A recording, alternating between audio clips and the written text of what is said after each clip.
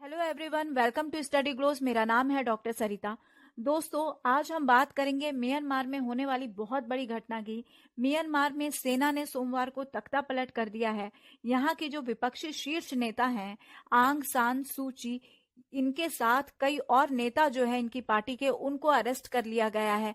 तो हम जानते हैं कि आखिर ये जो आंग सान सू ची हैं, ये कैसी पर्सनालिटी है, इनके बारे में मैं आपको थोड़ा बताना चाहूंगी। दोस्तों, आंग सांग सू ची जो है ये पॉलिटिशियन है, डिप्लोमेट है, ऑथर है और साथ ही इन्हें 1991 का नोबेल पीस प्राइज भी मिल चुका है। साथ ही ये प्रेसिडेंट है नेशनल लीग फॉर डेमोक्रेसी यानी एनएलडी की। ये महात्मा गांधी से बहुत ज्यादा इंस्पायर्ड हैं और उन्हीं के नॉन वायलेंस की राह पे चलते हुए इन्होंने अपनी कंट्री की डेमोक्रेसी और ह्यूमन राइट्स के लिए काफी काम किया है। इवन ये वो काम करती आ रही हैं और इसी बीच अब जो है तख्ता पलट हो गया है सेना के द्वारा और साथ ही जो आंग सांग सू ची हैं इनकी अरेस्टिंग कर ली गई है। इस देश में ये जो सैन्य तख्ता पलट हुआ है, दुनिया के कई देशों ने और कई जो संगठन हैं उन्होंने इसकी पूरी तरीके से निंदा की है और वो डिमांड कर रहे हैं कि जिन भी नेताओं को हिरासत में लिया गया है उनको रिहा किया जाए। पहले तो मैं आपको ये बता दूं कि आखिर ये तख्ता पलट होने के कारण क्या है।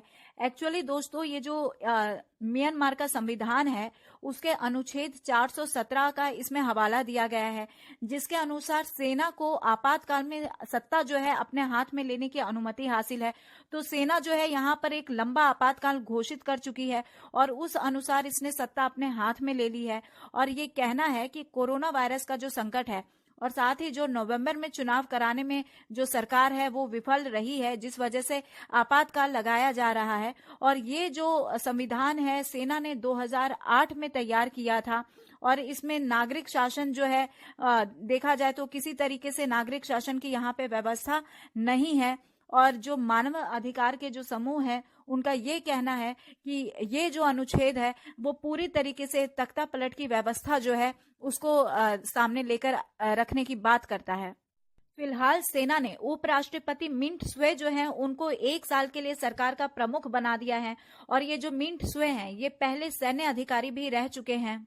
नवंबर में जो संसदीय चुनाव हुए थे उसमें सू ची की पार्टी जो है उसने 476 सीटों में से 396 सीटों पर जीत हासिल की और जब चुनावी परिणाम आए तो उसके बाद जो सेना है उसने ऐसा दावा किया कि 314 शहरों में जो मतदान सूची है उनमें कई तरीके की गड़बड़ी हुई है। उसने ऐसा कहा कि ये चुनावी फर्जीवाड़ा हुआ है यहाँ पर, लेकिन उन्होंने इसका कोई भी सबूत जो है वो नहीं दिखाया। तो ऐसा करने पर जो चुनाव आयोग है उसने लास्ट वीक कहा कि ये सारे जो दावे हैं इनको मानने से इनकार किया क्योंकि आरोपों के समर्थन में कोई भी सबूत नहीं मिला था। तो अब चुनाव के बाद जैसे ही संसद के पहले ही दिन जो है सेना जो है उसने तख्ता पलट कर दिया और सू ची जो है और उनके साथ कई और जो सांसद थे जिनको पद का शपथ लेना था उन सबको इन्होंने क्या किया, हिरासत में ले लिया।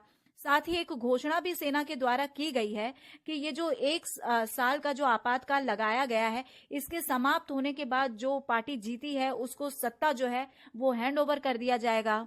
तख्ता पलटी के तुरंत बाद ही जो है राजधानी में और बाकी अन्य जगह जो है यहाँ पर इंटरनेट सर्विस जो है, साथ ही जो फोनिक सर्विस है, इन सबको बंद कर दिया गया था। साथ ही जो सू ची है इनकी जो पार्टी है नेशनल लीग फॉर डेमोक्रेसी, इनके भी जो होर्डिंग्स थे वो कई जगह से हटा दिए गए थे।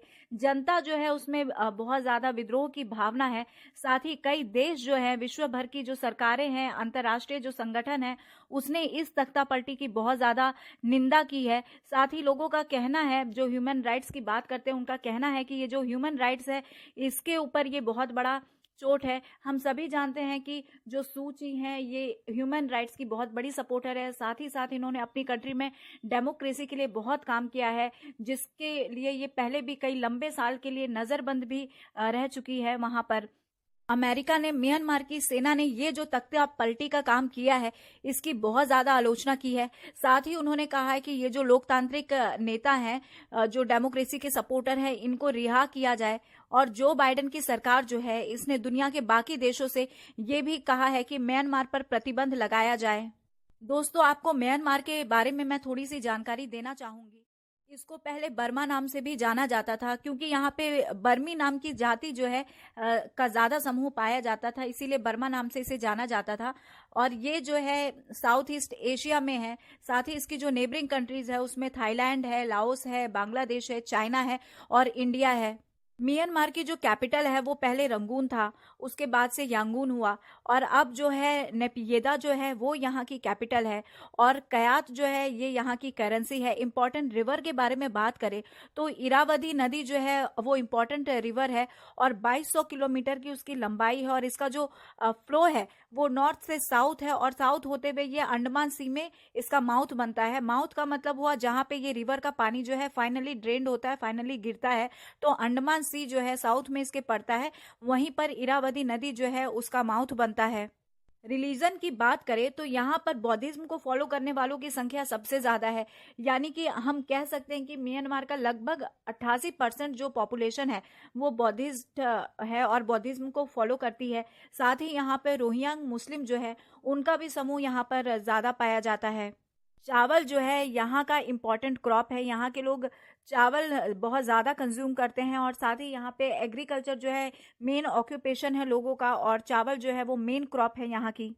अब टॉपिक पर आते हैं और बताती हूँ कि ये जो सैन्य कार्रवाई हुई है, तख्ता पलट जो हुआ है, इस पर भारत ने क्या प्रतिक्रिया दी है। तो वैसे सीधे तौर पर तो भारत ने सेना की बुराई नहीं की है, लेकिन भारत ने ये जो सैन्य कार्रवाई हुई है, यानी ये जो सैन्य तख्ता पलट हुआ है, इसकी निंदा जरूर की है। अब ये क्वेश्चन भी यहाँ पे अराइज होता है दोस्तों कि अगर ये जो तख्ता पलट हुआ है, सैन्य तख्ता पलट जो म्यांमार में हुआ है, इसका भारत पर क्या असर पड़ेगा। तो देखिए, एक तो भारत की सीमा जो है वो म्यांमार से लगी है, साथ ही जो चीन है उसकी भी सीमा जो है वो म्यांमार के साथ लगी हुई है। तो इस तरीके से चाइना की सेना जो है और जो म्यांमार की सेना है, इन दोनों के बीच संबंध काफी अच्छे हैं। तो अगर चाइना के साथ म्यांमार की सेना के संबंध काफी अच्छे हैं, तो इस हिसाब से अगर सत्ता अगर सेना के हाथ में आती है तो कहीं ना कहीं ये भारत के लिए बहुत ज्यादा तनावपूर्ण की स्थिति जो है वो पैदा जरूर कर देगा। अब जो भी हो दोस्तों, लेकिन ये जो सैन्य तख्ता पलट हुआ है उससे ये बात तो बिल्कुल जाहिर है कि डेमोक्रेसी को साइड में कर सेना जो है अपनी शक्तियों को बढ़ा रही है। So here is the end of this lecture. Thank you so much for your attention.